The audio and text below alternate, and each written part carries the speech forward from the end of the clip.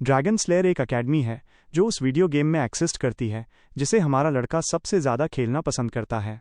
Game का typical setup है जहां तुम्हें एक टॉप स्लेयर बनना होता है और इंसानियत की सर्विस करनी होती है, मॉन्स्टर्स से भरी इस दुनिया को साफ करके। मॉन्स्टर्स को हराकर और अलग अलग क्वेस्ट कंप्लीट करके तुम अपने इन गेम कैरेक्टर को इतना स्ट्रांग बना सकते हो कि वो खुद भगवानों को चैलेंज कर दे। यही चीज़ हमारे लड़के को इस गेम में सबसे ज़्यादा अट्रैक्ट करती है। वो दिन रात ग्राइंड कर रहा है और अपने हीरोज़ को अनइमेजिनेबल हाइट्स तक ले गया है। लिटरली उसने 1000 एनपीसी स्टूडेंट्स को एस रैंक तक पहुंचा दिया। तभी सिस्टम उसे एक स्पेशल क्वेस्ट देता है, एक ऐसा एक्सक्लूसिव क्वेस्ट जिसे अब तक सिर्फ उसी ने अनलॉक किया है। ये क्वेस्ट EX रैंक में टैग किया गया है और ऑब्वियस है कि इसका लूट भी EX रैंक का ही होगा। मतलब उसके हीरोज़ अब S रैंक से भी आगे EX लेवल तक अपग्रेड हो सकते हैं। जैसे ही वो क्वेस्ट स्टार्ट करता है उसे महसूस होता है कि वो सीधे ड्रैगन स्लेयर अकेडमी वाले गेम के अंदर पहुंच गया है। लेकिन टिपिकल ट्रांसमाइग्रेशन स्टोरीज के हीरोज़ की तरह शॉक या कन्फ्यूजन में पड़ने की जगह ये लड़का बिल्कुल नॉर्मल है, जैसे गेम्स में खिंच जाना हर ट्यूसडे की रूटीन बात हो। खैर, वो अपने स्टैट्स चेक करता है और जैसा एक्सपेक्ट किया था सब ज़ीरो। No skills, no trades, no equipment, literally कुछ भी नहीं। तभी सिस्टम का एक और मैसेज आता है। उसे कुछ स्पेशल और एक्सक्लूसिव ट्रेड्स मिले हैं फर्स्ट टाइम ट्रांसमाइग्रेशन के रिवॉर्ड में। इन ट्रेड्स का एग्जैक्ट काम अभी क्लियर नहीं है, लेकिन उम्मीद है ये उसे ग्राइंड करने, लेवल अप करने और फिर से स्ट्रेंथ की एम्बॉडीमेंट बनने में हेल्प करेंगे। यहीं से असली गेम शुरू होता है।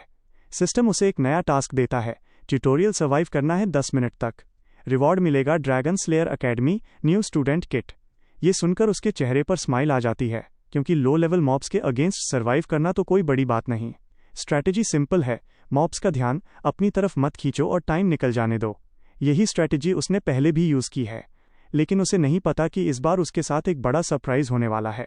अचानक जंगल में गूंजती गुर्राहट और भारी फुटस्टेप्स की आवाज़ें लो लेवल मॉब्स की नहीं हो सकती।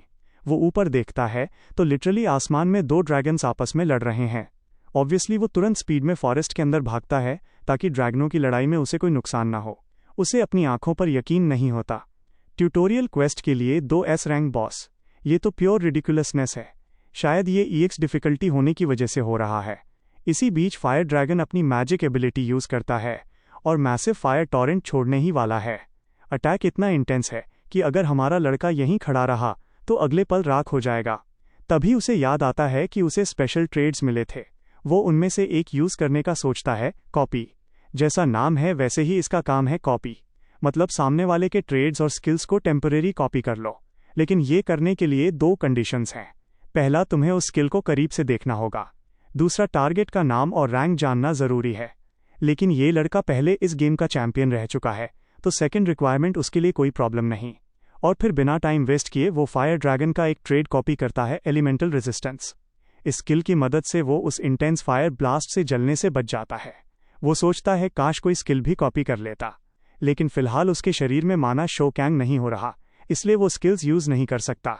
अचानक उसे हवा उल्टी दिशा में बहती महसूस होती है। ये सब उस फायर ड्रैगन की वजह से है जो अब एक मैसिव फायर टॉरेंट छोड़ने वाला है। दूसरी तरफ बिजली वाले ट्रेड्स वाला ड्रैगन भी अपना ब्रेथ अटैक चार्ज कर रहा है। डेंजर सेंस करते ही हमारा लड़का उल्टी दिशा में भागने लगता है, वरना उसका गेम ओवर हो जाता। ड्रैगन्स के ब्रेथ अटैक्स उनकी सिग्नेचर मूव्स होती हैं। एलिमेंटल रेजिस्टेंस होने के बावजूद अगर वो इनके बीच फंस गया तो जिंदा जलने का खतरा बना ही रहेगा। वो पूरी स्पीड में भाग रहा होता है और तभी दोनों ड्रैगन्स अपनी ताकत अनलीश करते हैं। चारों तरफ जबरदस्त ब्लास्ट हो जाती है। उसी वक्त उसका 10 मिनट का काउंटडाउन खत्म हो जाता है। मतलब क्वेस्ट पूरा हो चुका है, वो बच गया। रिवॉर्ड में उसे ड्रैगन स्लेयर अकेडमी की यूनिफॉर्म, एक स्टूडेंट ID और ट्रेन टिकट मिलती है। ट्यूटोरियल 2 के लिए उसे ये ट्रेन पकड़नी होगी जो अकेडमी तक ले जाएगी। सीन कट होता है ट्रेन की तरफ जो अकेडमी जाने के लिए रेडी है। स्टूडेंट्स की भारी भीड़ की वजह से ट्रेन पूरी तरह भरी हुई है, सीट की जगह तक नहीं। ऐसे में एक कटाना वाला लड़का एक पैसेंजर से पूछता है कि क्या वो उसे केबिन में एडजस्ट कर सकता है, लेकिन जवाब में उसे सिर्फ डेड साइलेंस मिलता है, क्योंकि केबिन में एक लड़की गहरी नींद में सो रही होती है। किसी चीज़ की परवाह किए बिना उसी वक्त हमारा लड़का भी ट्रेन में चढ़ता है। उम्मीद करता है कि शायद उसे कोई स्पेयर सीट मिल जाए। कटाना वाला लड़का उसे इशारा करके बताता है कि यह लड़की तो बिल्कुल जवाब देने के मूड में नहीं लगती। तभी वो लड़की अपनी नींद से जाग जाती है। हमारा लड़का पोलाइटली रिक्वेस्ट करता है कि क्या वो उसे जगह दे सकती है। लड़की उसकी बात सुनकर मान भी जाती है। वो आराम से बैठता है और अपना नाम बताता है, किम हो। फिर लड़की को थैंक यू कहता है। लड़की भी मुस्कुराकर अपना नाम बताती है, सियो येन। लेकिन कटाना वाला लड़का थोड़ा टूट सा जाता है। उसे जगह नहीं मिली थी, लेकिन इस नए लड़के को मिल गई। फिर भी बिना पूछे ही वो भी अपना इंट्रोडक्शन दे डालता है, गो हुनवू। लेकिन उसे सिर्फ डेड साइलेंस ही मिलता है, कोई रिस्पॉन्स नहीं। खैर, मौका देखकर वो भी केबिन में एडजस्ट हो जाता है और सीट पकड़ लेता है। किम हो हुनवू से पूछता है कि वो ट्रेन पकड़ने में लेट क्यों हुआ। हुनवू बताता है कि रास्ते में उसने 2 ड्रैगन्स को देखा था। नज़ारा इतना शानदार था कि वो लगभग अपना मेन एजेंडा भूल ही गया था। किम हो भी सोच में पड़ जाता है, क्योंकि उसने भी वही 2 मॉन्स्टर्स देखे थे। लेकिन उसका एक्सपीरियंस बिल्कुल भी अच्छा नहीं था, कुछ ऐसा जिसे वो याद भी नहीं करना चाहता। आखिरकार ट्रेन चलना शुरू होती है और ड्रैगन स्लेयर एकेडमी की ओर निकल पड़ती है। यही वो जगह है जहां हमारा लड़का हर बार अपने नए हीरोज को रेस करने आता था। उसे इस जगह के बारे में लिटरली सब कुछ पता है, अपनी हथेली की लकीरों की तरह। इसी वजह से वो ज़्यादा एक्साइटेड भी नहीं है, क्योंकि उसे लगता है कि यहाँ एक्सप्लोर करने जैसा कुछ नया नहीं है। लेकिन जैसे ही वो ट्रेन में बैठा, उसे रियलाइज़ हुआ कि इस बार सब अलग है। उसके केबिन के स्टूडेंट्स, बाकी कंपार्टमेंट्स के लोग और ट्रेन स्टाफ, इनमें से कोई भी उसे याद नहीं। ये रैंडम एनपीसी नहीं है, बल्कि बिल्कुल नए और अनफेमिलियर लोग हैं। गेम वाली दुनिया जैसी दिख रही है, लेकिन कास्ट पूरी तरह से अलग है। इसका मतलब ये भी है कि आगे आने वाले इवेंट्स और क्वेस्ट्स भी बदल चुके हैं। इसलिए गेम में आगे बढ़ते समय हमारा लड़का अब एक्स्ट्रा कॉशियस रहना चाहता है, क्योंकि उसे पता है कि अब अनजान चीज़ें सामने आ सकती हैं। फिलहाल उसके दिमाग में सबसे ज़्यादा घूम रही चीज़ है उसके पास बैठी लड़की की ब्लैंक नज़रें। असल में सीओ यान के पास स्पेशल आइज़ हैं, जिनसे वो किसी भी इंसान के स्टैट्स और डिटेल्स देख सकती है। मतलब किसी का भी लेवल, ट्रेड्स, ताकत और दूसरी जानकारी आसानी से पता कर सकती है। जैसे अभी वो कटाना वाले लड़के की पूरी जानकारी देख पा रही है और साफ समझ आ रहा है कि वो बस एक जेंग चैंग लड़का है जिसके ट्रेड्स भी एवरेज हैं। लेकिन जब वो किम हो की तरफ देखती है तो हैरान रह जाती है। उसके स्टैट्स पूरी तरह समझ से बाहर हैं। चाहे जितनी देर वो देखने की कोशिश करे, उसे किम की स्ट्रेंथ या ट्रेड्स का कोई अंदाज़ा नहीं लग पाता। यही वजह है कि वो इतनी देर से उसे अजीब सी नज़रों से देख रही है। तभी उसे अपने मैनेजर की एडवाइस याद आती है, अगर कोई इंटरेस्टिंग लगे तो उसके करीब जाओ और फ्रेंडली बनो। इसी बात को ध्यान में रखते हुए वो अपना सूटकेस खोलती है, जिसमें कुछ इंपॉर्टेंट सामान और स्नैक्स रखे होते हैं। फ्रेंडली दिखने और करीब आने की कोशिश में वो किम को एक कुकी ऑफर करती है। किम थोड़ी देर के लिए हैरान रह जाता है। इतना अचानक गेस्चर उसने एक्सपेक्ट नहीं किया था, लेकिन साफ है मना करना बदतमीजी होगी, इसलिए वो कुकी ले लेता है। माहौल हल्का करने के लिए कैजुअली पूछता है, ये तुमने खुद बेक की है? लड़की हाँ में जवाब देती है। अब समझ आया कि इसका टेस्ट इतना एवरेज क्यों था। फिर किम का ध्यान कटाना वाले लड़के हुनवू की तलवार पर जाता है। वो पूछता है कि ये लंबी सी तलवार ऐसे लपेटकर क्यों रखी हुई है। हुनवू बड़े प्राइड के साथ बताता है कि ये उनके मार्शल सेक्ट की सीक्रेट रेलिक है, लेकिन अभी उसने इसका सील खोलने की योग्यता हासिल नहीं की है, इसलिए फिलहाल ये बंद ही है। जब वो योग्य साबित होगा तब ये असली कटाना उसकी होगी। तब तक सब्स्टिट्यूट के तौर पर वो अपनी आयरन सोर्ड इस्तेमाल कर रहा है। इतना सब चल ही रहा था कि अचानक एक सुनहरे बालों वाला लड़का केबिन में घुस आता है। उसका मूड बड़ा अपबीट है और चेहरे पर बड़ी स्माइल है, जिससे केबिन का पूरा वाइब बदल जाता है। वो भी जगह ढूंढते ढूंढते यहाँ आ गया। लेकिन किम को शुरू से ही ऐसे नॉइजी लोग पसंद नहीं, और ये वाला लड़का तो उसे एक्स्ट्रा शेडी लग रहा है।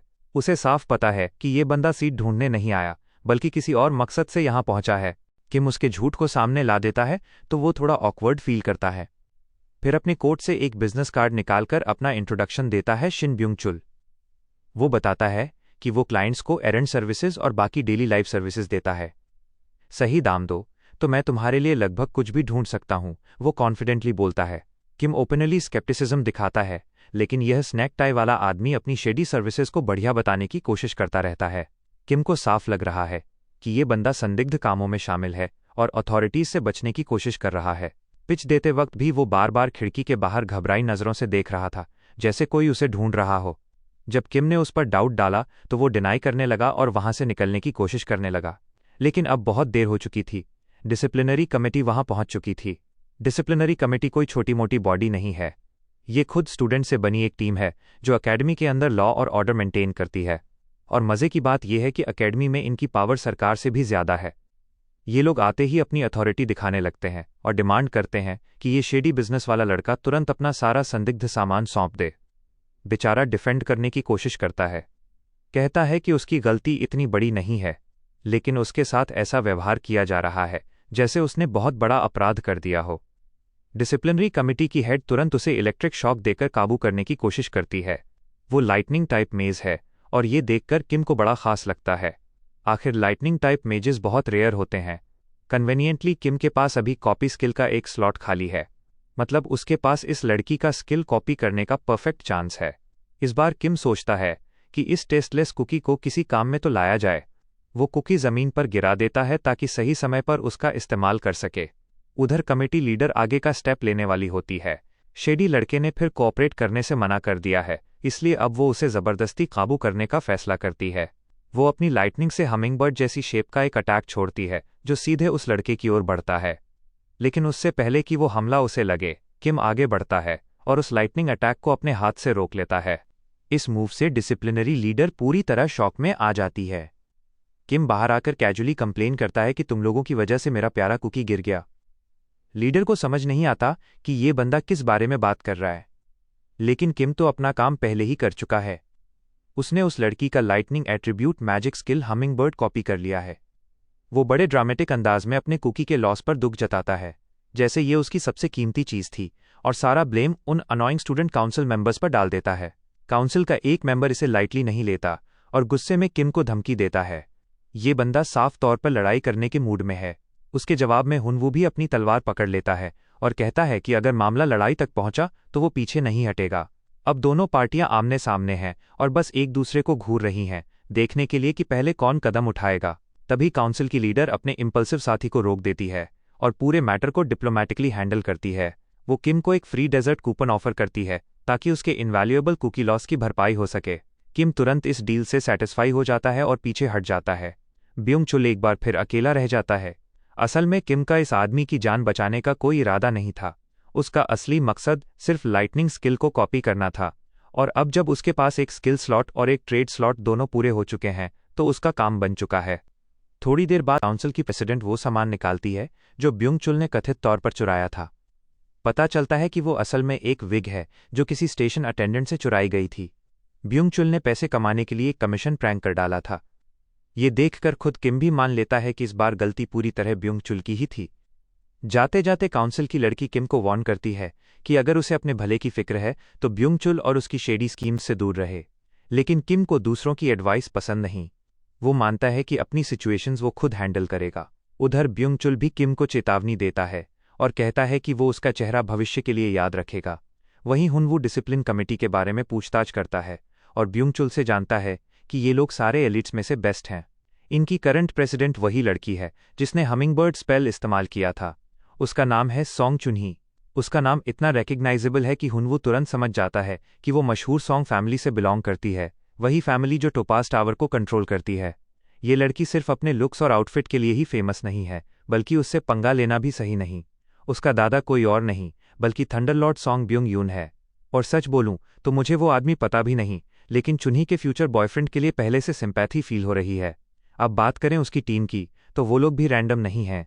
उनमें है जो बॉक, जो फिस्ट किंग का स्टूडेंट है, फिर आता है हान एस, जो सोर्ड एम्प्रेस का टॉप स्टूडेंट है, और फाइनली है गोम योन। भले ही मैं मजाक उड़ा रहा हूं, लेकिन वो एक्चुअली गोल्डन लोटस पवेलियन का अकेला हेयर है। इंट्रोडक्शन के बाद ब्यूंग चुल वहां से निकल जाता है। अब हुनवू क्यूरियोसिटी में किम हो की तरफ मुड़ता है और पूछता है कि आखिर उसने उस कुकी वाले सैक्रिफाइस स्टंट क्यों किया। उसे अजीब लगता है कि कोई बंदा सिर्फ एक कुकी के लिए अपनी जान जोखिम में डाले। तब किम उसे सच बताता है कि वो तो बस चुन्ही का लाइटनिंग मैजिक चेक करने आया था। ये सुनकर हुनवू शॉक्ड रह जाता है, क्योंकि उसने खुद देखा था कि किम हो ने हमिंगबर्ड स्पेल को हाथ से रोक दिया। वो किम हो से पूछता है कि क्या वो इस स्पेल के बारे में पहले से जानता है। थोड़ा सोचने के बाद हुनवू बताता है कि उसने पहले कभी इस स्पेल का इस्तेमाल नहीं देखा, और अभी भी जब उसने देखा तो वो रिलीज हुई लाइटनिंग हमिंगबर्ड को ठीक से देख ही नहीं पाया। उसे ऐसा लगा मानो वो अटैक नुकसान पहुंचाने के लिए नहीं, बल्कि सामने वाले को कुछ समय के लिए रोकने के लिए था। किम हो उसकी बात आधी मानता है, फिर डिटेल में समझाता है कि इसे हमिंगबर्ड स्पेल क्यों कहते हैं, क्योंकि इसका इंस्पिरेशन हमिंगबर्ड के यूनिक फ्लाइट पैटर्न से है। इस स्पेल की रियल परफॉर्मेंस पूरी तरह मेज की एबिलिटी पर डिपेंड करती है। चुन्ही ने इसे यूज किया, ये उसके स्किल का प्रूफ है। लेकिन अगर कोई प्रो मेज होता तो किम हो कभी भी उस हमिंगबर्ड को पकड़ नहीं पाता, क्योंकि कास्टर उसके फ्लाइट पैटर्न को मैनिपुलेट कर सकता था। पर चुन्ही ने उसका पैटर्न बदला ही नहीं और वो सीधे उसके हाथ में फंस गया। इसका मतलब साफ था कि चुन्ही को अभी अपनी कंट्रोल एबिलिटी और बेहतर करनी होगी। हुनवू अब सच में किम हो की नॉलेज और स्पेल्स के प्रति उसके फैसिनेशन से इम्प्रेस्ड है। वहीं किम हो ने एक और ऑब्जर्वेशन किया, चुन्ही ने एक ई रैंक एबिलिटी को सिर्फ डी रैंक स्ट्रेंथ स्टैट्स के साथ इस्तेमाल किया। इसका मतलब है कि उसके पास कोई स्ट्रॉन्ग ट्रेड है या फिर उसके अंदर बहुत ज़्यादा इंटरनल माना है। इन शॉर्ट, किम हो मानता है कि चुन्ही अपने थंडरलॉर्ड दादा की रेपुटेशन को आसानी से आगे बढ़ाएगी। तो यार, एपिसोड 1 को यहीं ख़त्म करते हैं। अगले पार्ट के लिए इस वीडियो पर सिर्फ 20 लाइक्स का टारगेट है, फटाफट पूरा करवा दो। अच्छे व्यूज़ आते ही पार्ट 2 हाजिर हो जाएगा। मिलते हैं नेक्स्ट वीडियो में।